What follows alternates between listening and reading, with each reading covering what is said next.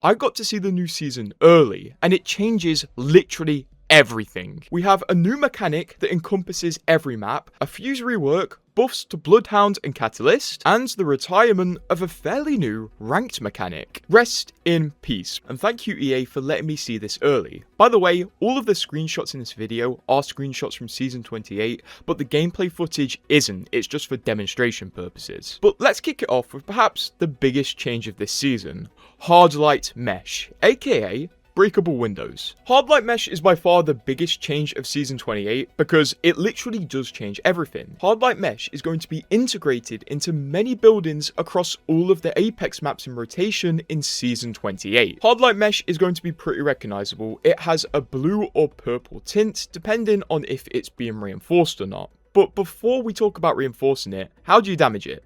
Well, it's basically just like a Newcastle wall. You damage it enough and it will break, allowing new angles of attack into buildings, while at the same time the new Hardlight Mesh locations might close old angles of rotation. For example, over on the Mirage au Toit, these windows used to be open and you'll be able to jump through them and push through them at any time. But now they have a Hardlight Mesh, which reduces the entrances into this room from 5 holes to 2 holes. So this is going to change the flow of pretty much every building in both ways, attack and defense. You may notice in these screenshots, the Hardlight Mesh has 2 colors, blue and purple. This is because blue is the normal state of Hardlight Mesh at its normal HP. But if you have a Controller Legends, they actually have a brand new passive related to Hardlight Mesh. They can reinforce it, turning it purple. Not only does the mesh turn purple, but it also gains a new texture just in case you struggle a bit to identify between the colours. This is going to be huge for Controller class Legends, especially because it seems like Hardlight Mesh is going to be absolutely everywhere. Controller Legends are going to have a whole new aspect of control over the game. On top of this, Controller Legends can also heal Hardlight Meshes, so they are the only Legends that will be able to basically control the Hardlight. I did ask Respawn if this was going to be the only control class buff, and they said at this time it is, but if they need another, there is a possibility. But the thing is, Hardlight Mesh is such a big change to the game, I think they kind of just want to see how it's gonna go and how it's going to affect the flow of the game. If a Hardlight Mesh is broken, it's not gone forever, but it does regenerate after a certain amount of time. So if you have a fight in a building at the start of the game and you somehow find yourself back there at the end of the game, the windows will most likely be back. Honestly, these Hardlight Mesh changes seem really big right now, and I'm really excited to see what's gonna come of it in the future. And with the start of Season 28, it's genuinely going to be worth going around the maps and checking your favourite buildings for the new window locations. Regarding these changes, Respawn said, after 7 years of Apex Legends, we're really excited about features that don't just add something new, but also reshape what players already know and love. With the new Hardlight mechanics, we're opening doors and windows to new creative gameplay and combat route, in a way that will have you seeing the maps and the whole roster of Legends with fresh eyes. We can't wait to see how these new entry and defense points shake things up, even for the most experienced players who know these environments in and out. And after all this, all I'm thinking is, how are the Legends going to adapt to this new system? Are some random Legends going to become meta now because of these windows? We'll have to see. All I know is that Ultra's Tactical has been indirectly nerfed by this, as there are plenty more entryways into buildings. But one Legend has been specifically reworked with this season's theme in mind, not only with a new movement upgrade, but also a brand new ultimate, and it is Fuse. He is the poster boy of this season. Here he is right here with Gibraltar, and he has received some big buffs, and also a new skin. I think we'll get onto the skins later in this video. Let's talk about Fuse first. Let's start off with the biggest part. His ultimate no longer has the stupid ring of fire, which is useless in 90% of fights, but instead he has a brand new reworked ult. His new ultimate payload is still shot from his launcher, but it acts completely differently. Now, when you aim your launcher, you'll be aiming it kind of like a grenade launcher. It will have a similar arc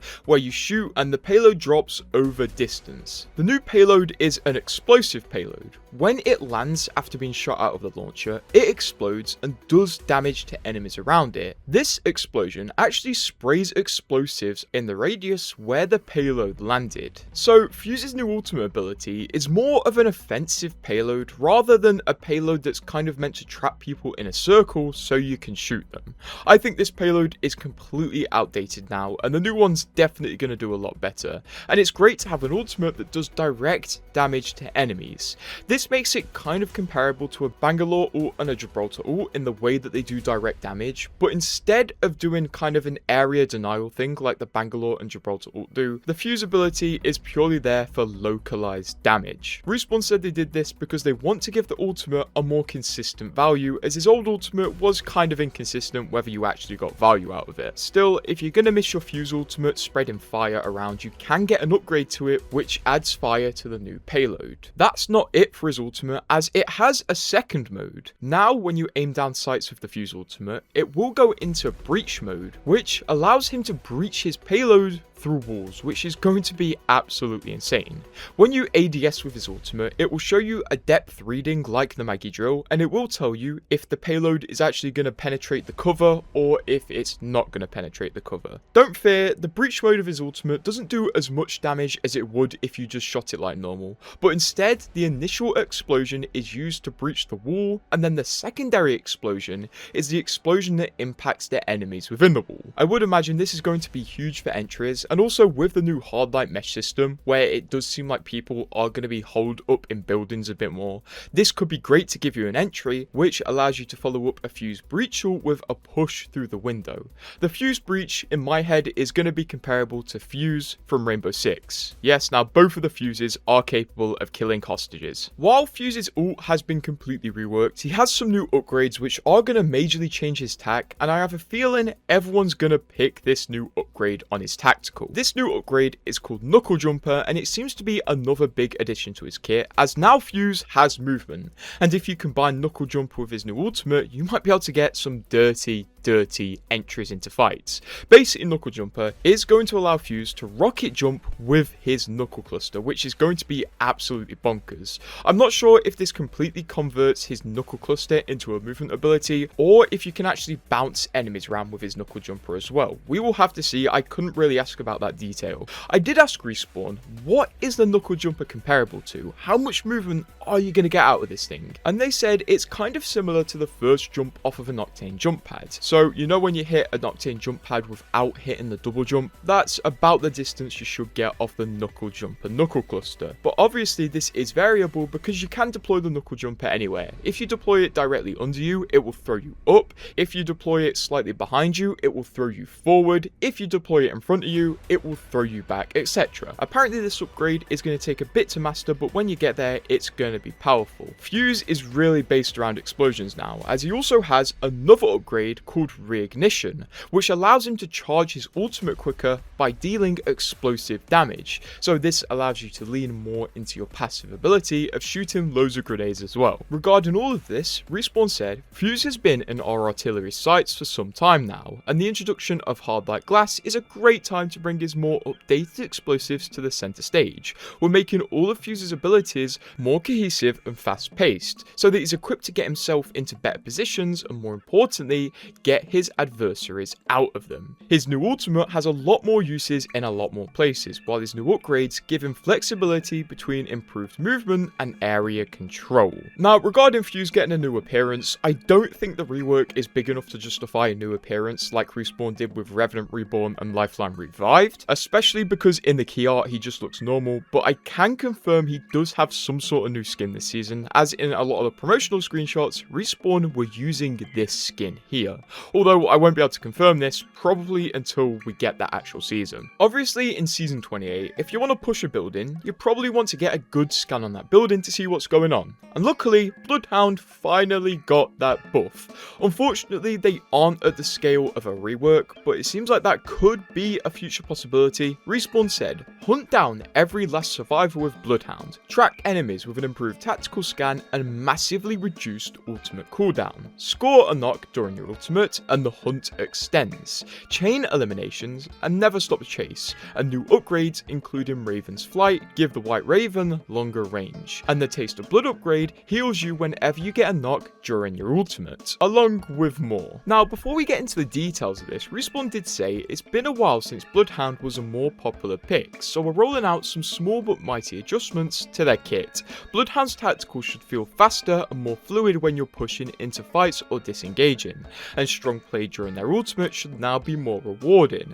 And this is just the start with Bloodhound. We have more planning to share later this year, and these early changes will help us lay the groundwork while we collect feedback along the way. So it almost seems right now like these changes are just temporary before Bloodhound receives bigger changes. Honestly, at this point, it just seems like they've kind of reversed every nerf they've ever done to Bloodhound and just let them scan and chain off their ultimate for as long as possible, because obviously now with your ultimate, if you get a knock during it, your ultimate will last longer. It does feel a bit bad that Bloodhound isn't getting any major changes, just timing changes, but honestly, timing changes are totally enough to put Bloodhound in a really high spot. I expect Respawn to test to see how these changes do and then decide what they're going to do after these changes. And these changes were probably made because they want to pull Bloodhound out of that absolute hole they're in right now with a low win rate and a super low pick rate. Additionally, in Season 28, Catalyst is receiving some pretty big changes. She can now completely change how she places her ultimate, and she might actually have a bit more effectiveness with holding choke points. Respawn say seize control of the battlefield with Catalyst. Piercing spikes can now be thrown further and triggered faster once deployed. Build even more lethal defenses with 2 new upgrades. Hidden spikes keep spikes hidden until they trigger, while Soul Piercer makes spikes trigger faster and do more damage. And the improved Dark Veil ultimate is now a defensive powerhouse. It can be deployed horizontally to seal hold choke points, forcing attackers into fortified walls that slice oncoming bullet damage in half. So basically, if you don't get what this means, is Catalyst can kind of make her ultimate deploy on walls. This will give it a lot more effectiveness in perhaps mountain gaps, and also if there's a very tight space, enemies won't be able to fly over her wall. You may also notice Respawn have gone again with opting to make an ability do more damage with the piercing spikes. They're going to do more damage and deploy faster, and can even do more damage if you give them certain upgrades. I'm interested to see how their invisible spikes upgrade is going to work. As far as I know, the spikes are going to be pretty much invisible when placed until you walk up to them and then they reveal themselves. But you will still be able to see that little weak point that they have, so you'll have to hide the invisible spike weak point behind a box or something like that. Honestly, I would have to get my hands on the build to be able to give you an exact breakdown of how these work. But this is going to put Catalyst in a bit of a better position, and also she's going to have the controller buffs on top. And the thing is, in my opinion, Catalyst is one of those legends who is just teetering between very powerful and very bad. So I think this might actually push her over to be pretty powerful. I honestly think, despite Bloodhound and Catalyst seemingly getting some of the most boring buffs, they are going to be some of the most powerful legends next season, because from what I'm reading, they're going to be made more powerful than they've ever been. Now, the legend changes aren't the only changes this season. We have care package changes, weapon changes, and also rank changes. So before we talk about the pretty crazy weapon changes, including a bit of a meta shift to make a certain weapon class a lot more powerful, you're going to want to pick these up next season. Respawn are changing ranked, and they're doing this by removing drop zones. Yes, the drop zone experiment is now over. This was originally introduced in the ALGS mode of Apex, and then it was eventually introduced into ranked, and for the last 2 seasons, a lot of people have enjoyed the new system where the game picks a drop zone for you in ranked, and then you drop at that drop zone and then go fight elsewhere. You don't share drop zones with enemies. Well, unfortunately, this is over now. Respawn say, after experimenting with drop zone over the last 2 seasons, we've decided to revert drop zone from ranked. Ranked will go back to the drop ship in parity with pubs. Our initial intention was to make the ranked experience a bit closer to the ALGS experience by giving you a POI at the beginning of a match. The goal was to reduce early game chaos and achieve cleaner pacing at the beginning and throughout the match, and in that regard, make ranked feel more competitive. But drop zone came with its own set of problems, mainly that the POI given at the beginning has a significant impact on the match's outcome, making players feel like it's RNG. Being assigned a less populated side of the map significantly increases chances of gaining RP through placement, while being placed in high density zones leads to chain fights, third parties and early eliminations. Moreover, these issues are aggravated by the ring. Being safe means plenty of loot opportunities and low rotation. Being outside the ring means more encounters and being pinched by both the zone team and rotating team, being forced into a choke point, etc. After listening to community feedback over 2 seasons and observing the impact on match dynamics, we've decided to roll back this change. Rest in peace drop zones, you were short-lived. When we heard this from the Respawn developers and asked them about it, it did seem like this was a change that was influenced by plenty of data and also community feedback. And they don't want to entirely give up on drop zones, so maybe it could come back in the future in some form. It just seems like this system doesn't go with the game right now, and I think this might be one of the most controversial changes of Season 28. Let's move on to the weapon meta though. First of all, it's been 2 seasons since the last care package change, so we're getting another. And the P20s are leaving the care package and coming back to the ground and been replaced with the G7 Scout. The G7 is going into the care package, but it's bringing back a really awesome feature from the earliest seasons of Apex Legends. You will now be able to put sniper scopes on the G7 Scout, which is going to offer an interesting dynamic to say the least. Marksman weapons have been pretty popular lately, so I wonder how this will do in the care package. Although, the rest of the marksman weapons that are staying on the ground are receiving nerfs. The Bowcheck, Triple Take and 30-30 are getting fire rate reductions and maybe damage, respawn safe firepower, so I don't know whether this means some other metric, but definitely fire rate and some other metric is getting nerfed. It seems for now the G7 will be the only marksman weapon maintaining its power. As mentioned prior, the P20s are leaving the care package, but on their way out, they are gaining hammer point as a lock top up. So now, if you use the P20s and get it upgraded, you will have hammer point rounds, which should be pretty cool. Because pretty much the whole marksman class got nerfed, Respawn are bringing power to another weapon class, and this is shotguns. Respawn say, we're bringing back some serious hop up power for shotguns, like dual shell for Mastiff, so each bullet reloads 2 bullets, if that makes sense. Disruptor rounds for the Peacekeeper, which means the PK will now do more damage to shields. That's going to be pretty intense. And double tap for the Eva 8. Honestly, back in the day when double tap was on the Eva, I always used to turn it off, but if you are cracked, this will make you even more cracked with the Eva, because now it will double shoot. I do believe, as well as these changes, shotguns on a whole are receiving buffs, but I don't have exact details right now, and won't until the patch notes come out the day before the new season, so you'll definitely want to subscribe if you want to hear the nitty gritty when it comes to it. Moving on though, one of the biggest issues with Apex has been the loot pool. It always feels like you can never find the loot you want, and I think that's why a lot of people play wildcard, so the looting phase doesn't matter as much because sometimes it feels like it's not going your way. But Respawn have majorly cleared up the loot pool and also attached knockdown shields to your Evo shields.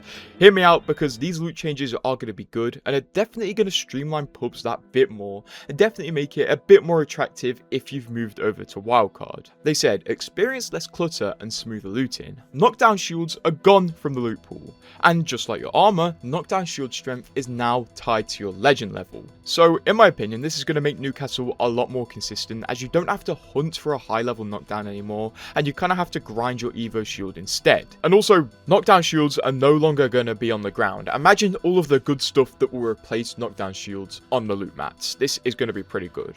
They also say survive, defend, attack and gain Evo to increase your survivability while down but not out. To streamline looting further and give players a jump start, white backpacks are equipped at game start and removed from the loot pool.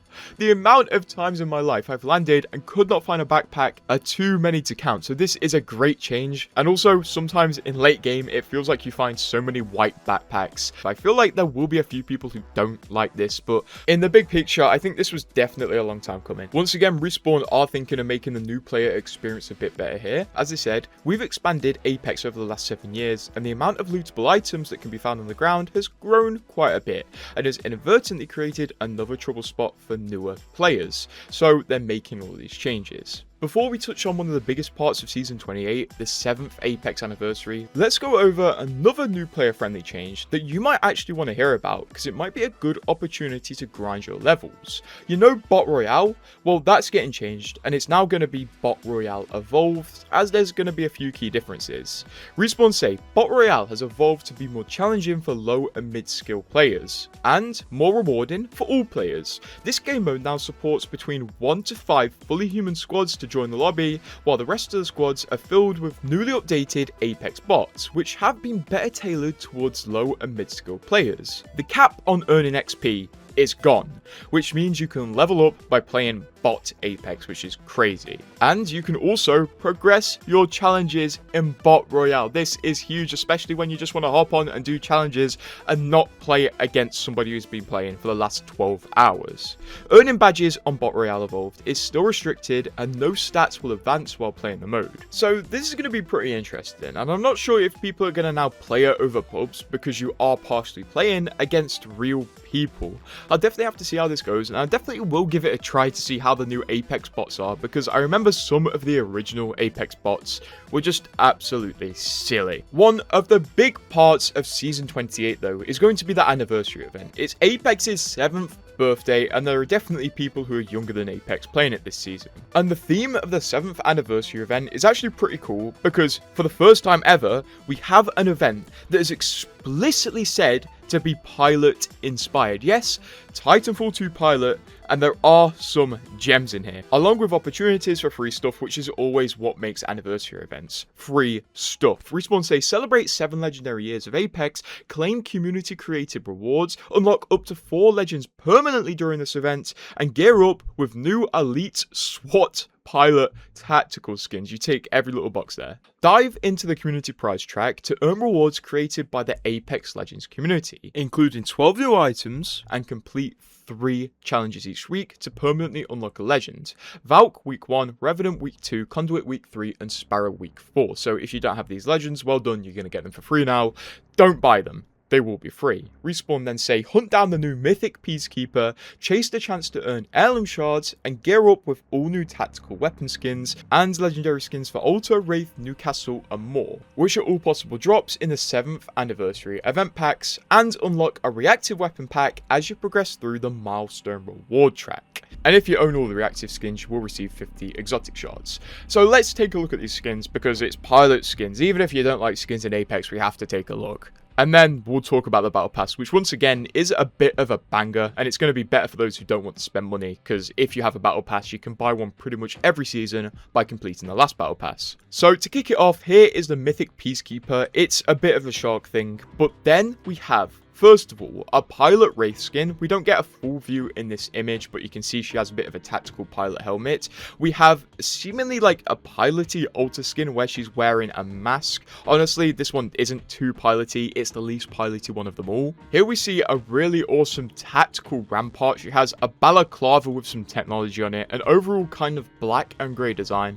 I do quite like this one, and it still maintains her silhouette because she's got her hair hanging out the back. Another angle of the Wraith skin here, and she seems to be reviving what is a Newcastle, so this is that pilot Newcastle skin, although we don't get a very good look in this screenshot. This is who I believe to be Sparrow, and then under Sparrow we have Altar again, and those are all of the anniversary skins we can see for now. But if you want to look at the Battle Pass skins, where we have the most piloty Octane skin ever, this is our Octane Battle Pass skin. This is the normal version of the Battle Pass, so this is the 950 Apex coin version, with what seems to be the Battle Pass legendary Eva. And then we have Seer, which is going to be his Battle Pass skin as well. Here he has some night vision goggles, and also the reactive bow, which is going to be coming in the next Battle Pass. Yes, Monday is going to be very happy with the reactive bow. It is here.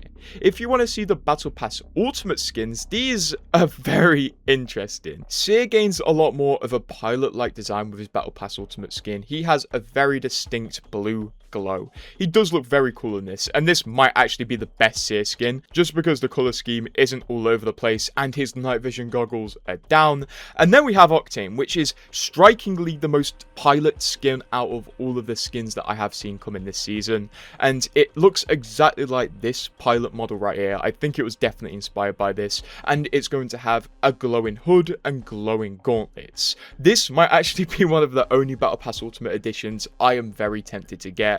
I just see pilot skins and then I'm immediately sold. There are a few more pilot adjacent skins that we haven't seen, which we will see when we get more looks at next season, so we'll have to wait to see what they look like. Honestly, when I said season 28 is going to change everything, it really is going to change everything. Every building you walk into on every map is going to be different. You're going to have to learn that there's a window here that people could push through, or let's fortify this window here for the best value.